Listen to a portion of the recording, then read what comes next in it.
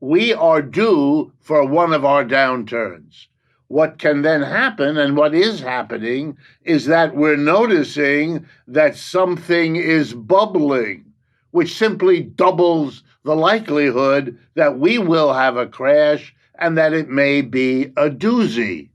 And given how much money has been poured into AI, that it is the overwhelmingly dominant technological change of our period now, comparable to what the internet was in the 1990s and so on, well, then that's more evidence that we might be in bubble territory. And the irresponsible way that stock market prices for a very small number of companies that are involved in AI at this point, producing it, everything is there for the bubble mania to be what we're looking at. And so I'm not surprised in any way that we're seeing growing nervousness. And there's one more thing that's a little different from the ones before. We have seen in recent years that a very small number of companies, they're actually called the Magnificent Seven in the stock market. You know, companies like Apple and Amazon, and a tiny number have been lifting the overall averages because the larger, broader stock market has not been in good shape for quite a while.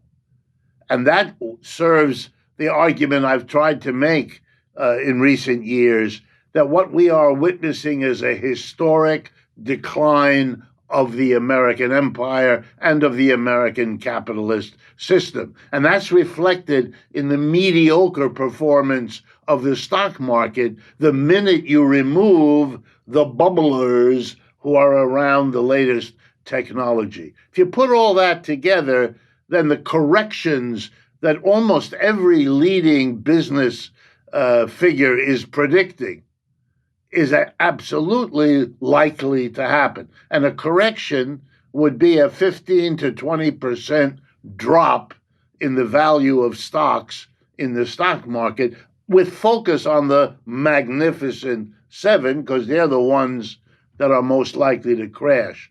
And if that happens, and it may already be happening literally as we speak, if that happens, then the great question will always be the same. Always has been the same for the last century. Will any of these every 4 to 7 years economy downturns, stock market downturns, will it leach into the broader economy and take the whole thing down with it?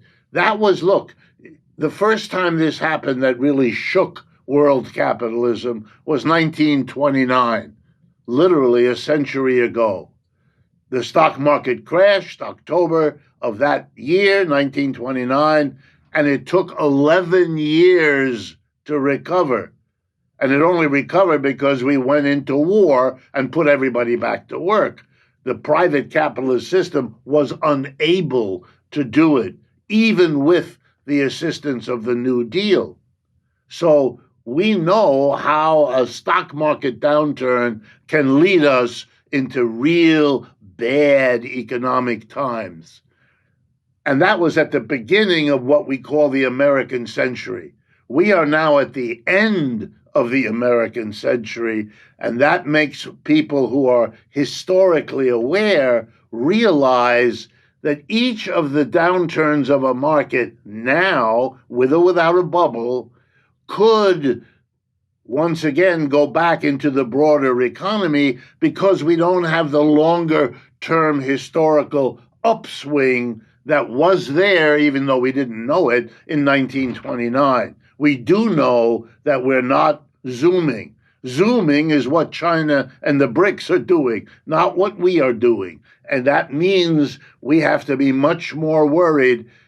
And of course, with a government like Mr. Trump's, which is always cheerleading, there is no space to face that risk and to think about what might have to be done to deal with it. Lowering interest rates 1 or 2 points is way too little and way too late if we're in that situation. I want to play a clip. Here's Sundar Pichai, CEO of Google, in an interview this week. Maybe 4 years ago, Google was spending less than $30 billion per year. This year, that number is going to be over $90 billion. And if you collectively add what all the companies are doing, we have well over $1 trillion of investment going in building the infrastructure for this moment. See real demand, and we are constrained in our ability to serve that demand. So given the potential of this technology, the excitement is very rational. It's also true when we go through these investment cycles, there are moments we overshoot, right, collectively as an industry. We can look back at the internet right now. There was clearly a lot of excess investment, but none of us would question whether the internet was profound or did it drive a lot of impact. It's fundamentally changed how we work digitally as a society. I expect AI to be the same. So I think it's both rational, and there are elements of irrationality through a moment like this. No company is going to be immune, including us. If you overinvest, we'll have to work through that phase. So the quote that's getting quoted a lot in the media is "no company is immune," because I think that is not only the case, but like the bubble is so huge that a lot of companies are invested in it and predicated on it. I think you just outlined some really interesting ways that his example is actually not necessarily the same, because the United States is not in the same political, context as we were at the time that the internet was coming out. But the other things I'm hearing him say is that, AI is a tool that has the potential to be really huge for investors. And of course, the unspoken part of that is under capitalism. That means fewer jobs for workers. And he's also acknowledging that the overhype about AI has really seeped into everything, and it's going to be pretty bad when it bursts. So, of course, under a system like socialism, where the workers have control over technology, AI could be a huge advantage for us, and we could make usage decisions, taking into account like the large environmental impacts, and we could make decisions on the investment parts of this too, right? So we wouldn't have to deal with these like boom and bust cycles in the same way. I'd love to get your reaction to that and to the clip overall. Well, let me pick up from the comments that Sundar Pichai makes in your clip. Let's really unpack a little bit what he did. First, let's start at the end.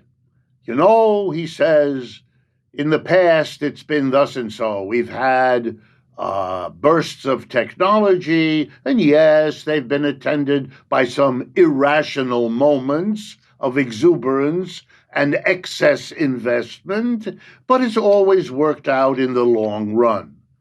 I mean, this is a stunning remark. That gives me no confidence at all, since I know that because something happened in the past, it not only is there no guarantee that it will happen again in the present or the future, but it leads you to ask the question, is the past, when it worked out okay, with us again today? That's why I did the history. We were in an expansion mode in the 1929s. I want to remind people, World War I had wrecked all of the other capitalist countries. They had been engaged in the worst war the world has ever seen. Europe, Japan, China, Russia, decimated, not the United States, which suffered much, much less comparably to them. So we were now emerging.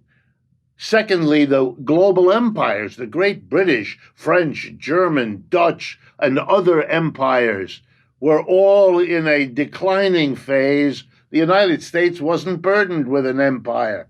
It had Latin America, Monroe Doctrine, our playground, but we weren't responsible for what went on in these countries. They were nominally independent, a very different situation. We were growing. We were coming into what came to be known as the American century. We are not anything like that now. Every day we learn about a new way that the People's Republic of China is outmaneuvering us, competitively this way, that way, this product, that product. It's a completely different situation. And therefore, we don't have the buoyancy, we don't have the support from below of a historical trend. Mr. Pinchai doesn't say a word about that. It's as if the larger context were equivalent, so we can rely on the same outcome to the bubble this time that we had the last time. Suppose I told you that only the buoyancy of the United States in the world economy got us through the bubble last time. Then I would have to conclude that lacking that buoyancy now, being in fact in a downward phase in the longer sweep of economic development, we are in real danger that a bubble burst will do all of the scary things we know it can do. I could go further. I could say, look, the bubble that burst in 1929 did lead us into one of the greatest depressions, the greatest that world capitalism has had. 29 to 40, 29 to 1941. Do we really want to work our way through the way they did? That's not a good idea, Or are we looking at a war in Venezuela to do for us what the World War II did in getting us out? Are we really want to go there? He ignores all of that. He looks at it only as a question of an investment that we can survive. Let me take another tack because it's even more important. Let's suppose he's right. Let's suppose that the investments, there'll be some excesses, but they'll work their way out, and we will see all of industry affected by AI in the way that we are seeing. Well, in my judgment, for the working class, this is a disaster. This is not a successful emergence from a bad situation. No, this is a bad situation becoming much worse, and I'll tell you why. The profit without which AI can't succeed. If AI is to succeed, it has to be profitable. That's why they're pouring that much money into it, in the hope that it will be profitable. Well, what does that mean? Basically, it means that the employer will be able to purchase AI and to install it in the factory or the office or the store where he's an employer. And why is that attractive? Well, let's take a simple example. We've done this once before. Let's assume the AI makes workers doubly productive.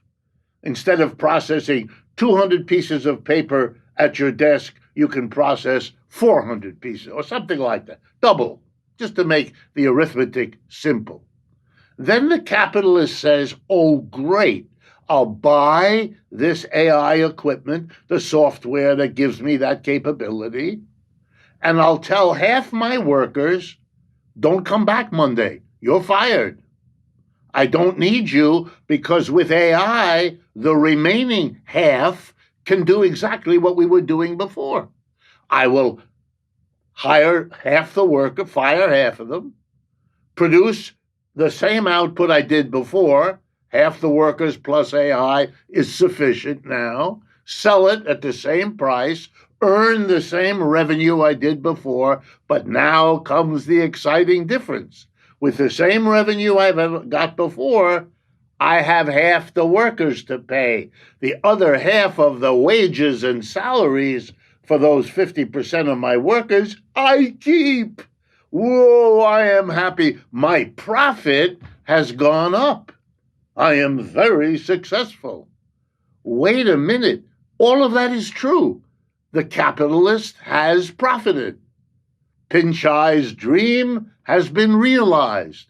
The payoff of investing in AI has happened because every little producer and medium level producer, factory office store has bought the AI and installed it.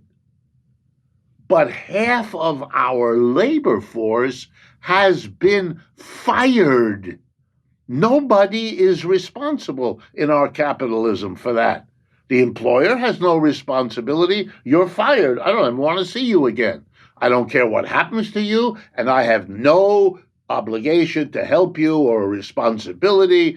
You go off and deal with your spouse and your children and your community as best you can. Well, is there some guarantee that these people will be institutionally taken care of? Absolutely not.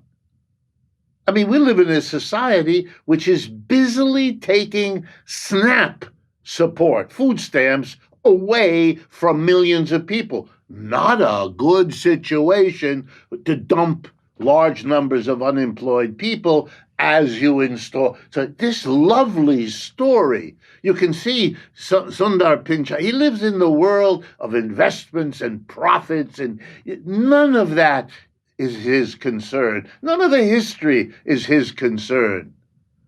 You know what you get when you talk to people like that?